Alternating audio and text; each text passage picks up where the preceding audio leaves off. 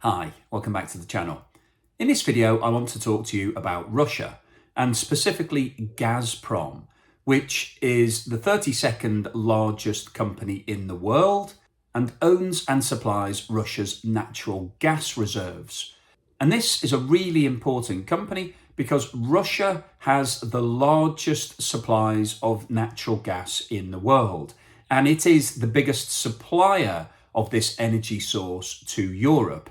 And it's become quite a big news event because as the dependence on natural gas has increased, then the importance of Gazprom's supplies has also increased.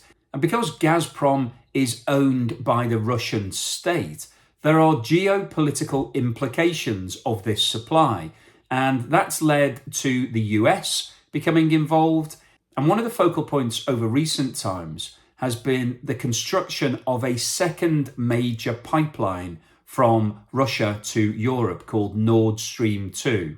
And that's led to the US getting involved and imposing sanctions on Russia and actually trying to prevent this pipeline ever becoming operational. I wanted to go through the story and some of the facts in this video because energy costs have become a really big part of inflation. And we've seen inflation taking off in most countries around the world over the last 12 months. And one of the big drivers for that has been the spike in energy prices.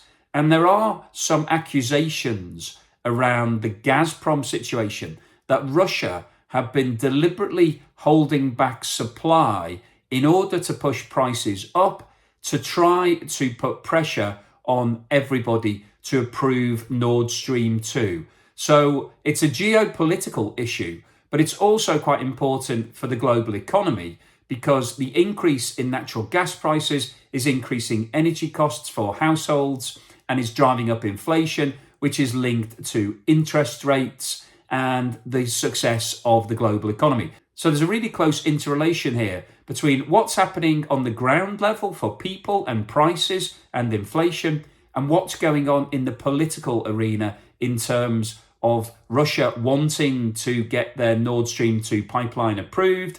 America doesn't want that to happen. And alongside that, we've also got a major issue between Russia and Ukraine in terms of their military tension right now. So in this video, I'll give you a brief history of Gazprom. We'll talk about the European energy market and the dependence on natural gas. We'll talk about how natural gas is transported from Russia to all of these European countries. We'll look at the political influence that Russia has had on the energy market. We'll talk about the US sanctions. And finally, I'll summarise with my opinion on what's going on here and give you my view as to what is likely to happen over the next 3 to 6 months and how that will impact on energy prices and inflation and the global economy. So before we get into all of that, if I could ask you at some point during this video to give me a thumbs up if you're liking the content. And if this is your first time visiting the channel, if I could ask you to subscribe. What I'm trying to do with this channel is to give you an insight into lots of different interesting events that are going on all around the world and talk about the latest financial issues and try to explain things in a simple and clear manner. So if that sounds like your sort of thing, then please subscribe today. So as you'll no doubt be aware, Russia is a very large country from a geographical perspective, and it owns over 24% of the natural gas supplies in the world, making it the largest supplier by a very long way. Now, as you'll also be aware, Russia was previously a communist country, but following the fall of the Berlin Wall, everything was moved towards a more commercial capitalist culture. And in 1989, the former Soviet Ministry of Gas Production was converted into Gazprom. Gazprom was the first corporate state-run enterprise in Russia, and it is a vertically integrated business. So it owns everything to do with gas production, from exploration and extraction through to distribution and marketing and even energy production. So it covers everything around gas. And because Russia has such a large supply of natural gas, it has been exporting that gas to a variety of countries all around the world. And it does that in two ways. Firstly, it has constructed huge pipelines that run for hundreds of kilometres. And secondly, it uses cryogenics to reduce gas to a liquefied state, and then it transports that liquefied natural gas in tankers on the sea to everywhere around the world. Natural gas is used widely in Europe for two main functions. The first is the production of electricity in gas-powered fire stations, and the second is it's used in households for heating and cooking. Now, natural gas is a fossil fuel, but it was seen in the past as being more attractive than coal because it was cheaper, it produced less CO2, and it was more reliable. As a result of all of those factors, a lot of gas-powered fire stations have been constructed all across Europe. So there is a high dependency on natural gas to produce electricity for a lot of countries. In addition to that, household heating in a lot of countries in Europe use gas-powered boilers. So consumers are supplied with gas directly to their properties, and they burn that to heat their homes and also for cooking. Now, most of the countries in Europe are net importers of gas. So they need to buy in gas to keep the power stations fueled and to keep the supplies fed into households. The majority of gas that is imported in Europe comes from Russia. So if we look at this table, it shows Gazprom's main markets for exporting gas. So you can see that Germany is Gazprom's biggest customer, followed by Italy, Turkey, Austria, France, and the Netherlands. Gazprom's also a big supplier of gas to Eastern Europe. And if we have a quick look at the breakdown, you'll see that Poland is the biggest buyer, followed by Hungary, Slovakia, and the Czech Republic. In terms of the importance of gas to each individual country, the consumption by households is one of the critical measures. So in Germany, around about 12% of electricity is produced by natural gas. But almost half of all households use natural gas to heat their homes. And in Italy, the dependence is much higher, with around about 45% of all electricity being produced by natural gas, and 80% of households dependent upon gas to heat their homes. So when you look at it in that context, you can see why this is such an important issue, because heating and cooking are absolute essentials for all households, and that means that you can push your prices up and really start to have an impact on every single country's inflation rates. And that is one of the concerns that we're talking about in this video. Gazprom has built a huge network of underground pipelines to supply its gas.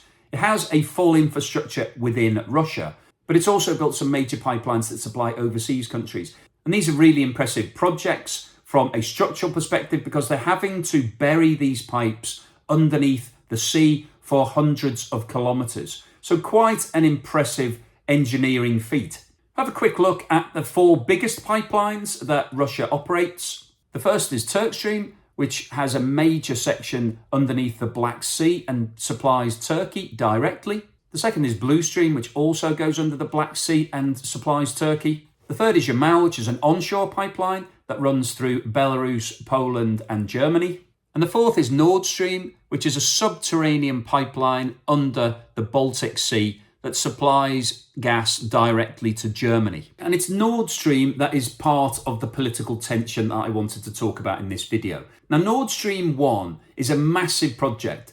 It runs for 1,224 kilometres and provides 55 billion cubic metres of gas each year. So it's a huge piece of infrastructure, but demand is constantly increasing, and Russia wanted to increase its supply. So it decided to build Nord Stream 2, which essentially runs parallel to Nord Stream 1. Now, construction of this has been controversial and was opposed by the US, and a lot of other European countries were worried about the geopolitical implications. But Russia decided to carry on and started with the construction of this Nord Stream 2 in 2018. The pipeline has now been completed and Gazprom has started to fill it with gas. But there are still objections and approval has not been granted for the use of Nord Stream 2 yet.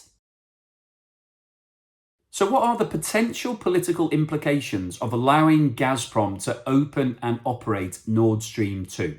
Well, clearly, once this pipeline is operational, the dependence on Russian gas will increase further in Europe. So at the moment, Germany and Italy are already fully dependent on this form of gas, and that is going to increase further. But the increase in volume will mean that other countries are now buying more gas from Russia, because the companies that are buying from Gazprom also have their own networks of pipes within Europe. And so they then sell this gas onto other countries. So countries like the UK and France that are further afield can be supplied on a secondary basis by resellers of this gas. So as the supply increases, everybody then becomes more dependent on this form of energy. And of course, if you've got a dominant supplier of any form of goods, then they enter a monopolistic position and start to be able to control the market. And there have been some accusations over the last 12 months that Gazprom have been controlling the price of gas.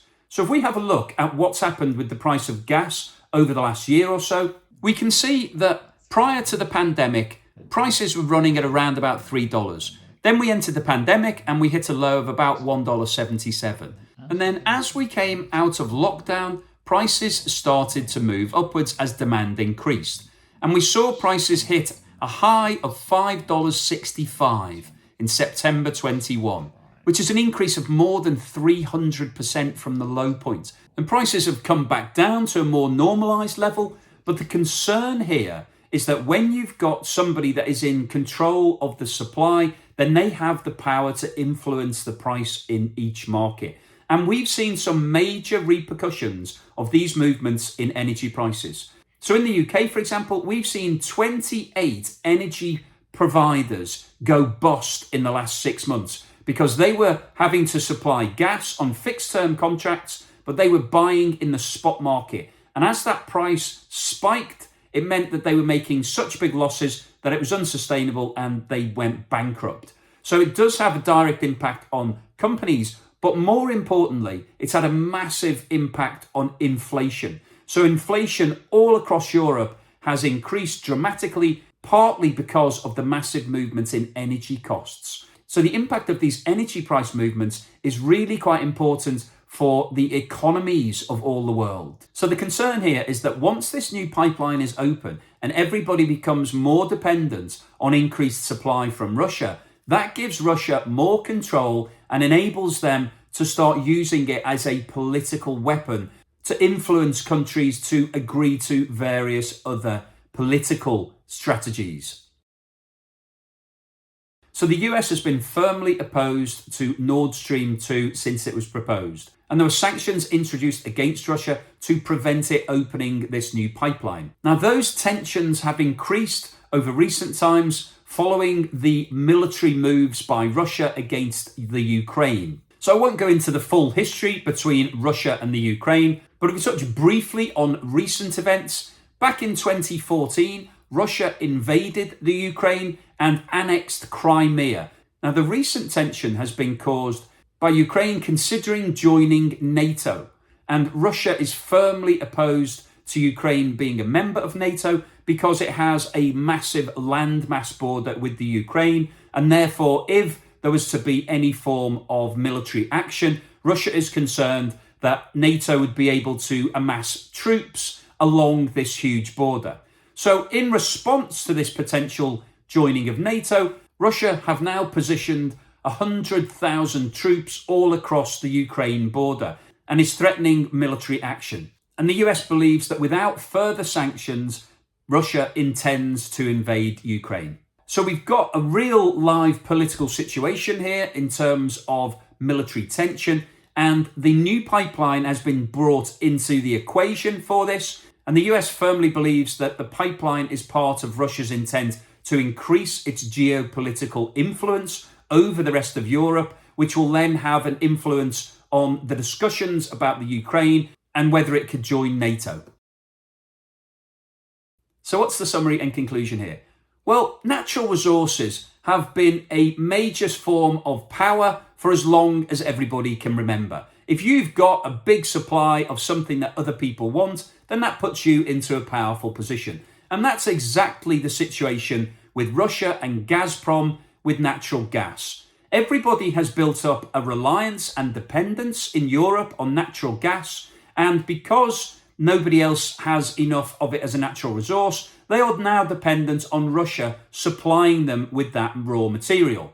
And Gazprom are claiming that the demand is increased to such a level that they now need to put this second pipeline in place to be able to keep everybody satisfied. So in a normal commercial environment, that would be fine because we've seen demand increasing for natural gas and we saw prices increase as a result of that. So therefore, you would normally expect supply to then increase to balance off the movement in price, and we would have an equilibrium in the market. But it's not as simple as that in this situation, because Gazprom is predominantly owned by the Russian state, and therefore there is always a potential that there is some political influence in any decisions that Gazprom makes. And that's exactly what the US's problem has been with Nord Stream 2, that they believe that Gazprom has built it in order to increase their influence on the governments of various European countries, and they will then use that leverage to encourage those governments to agree to policies that work in Russia's favour.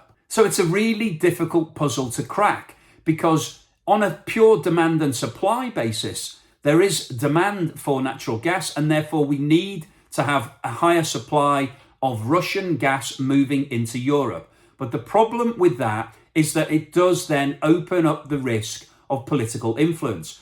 But fundamentally, there's no real solution to this, because everybody needs energy. We need electricity and heating. That's a very basic need for all households. And as Russia holds the largest global supply of gas, then they are always going to be in a position of power when it comes to that relationship. And the fact that Russia geographically is close to Europe means that it will be the largest supplier. And these pipelines are facilitating and speeding up that supply, which is good from a consumer's point of view and good from an economic point of view, but obviously comes with some political connotations.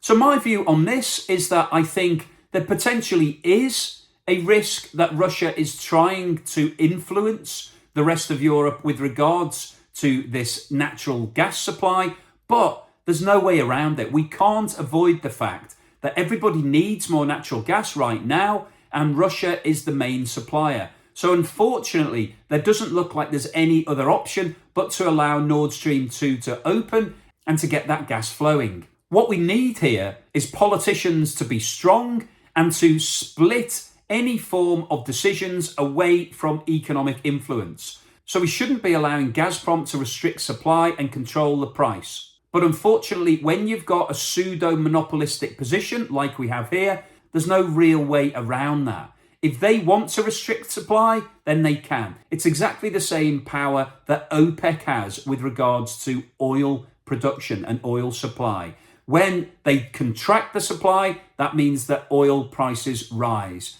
So we can't really do anything about that, and we can't really do anything about the Russian natural gas situation. But I wanted to make this video just to explain what's going on, to put you in the picture, and to give everybody a better understanding as to how economics can sometimes link directly to politics. Because we've got a situation here where the supply of a raw material is potentially influencing governments with regards to their decision-making processes when it comes to bigger political issues. So this is an ongoing situation. Nord Stream 2 has not been approved yet, and we've got this military build-up on the Ukraine border by Russia. So those two events now are very closely linked. But on the other side of that, we've got consumers who have an increasing desire for more energy. So I'll keep you posted on all future events, what's going on with regards to this military tension, and what impact that has on the approval for Nord Stream 2.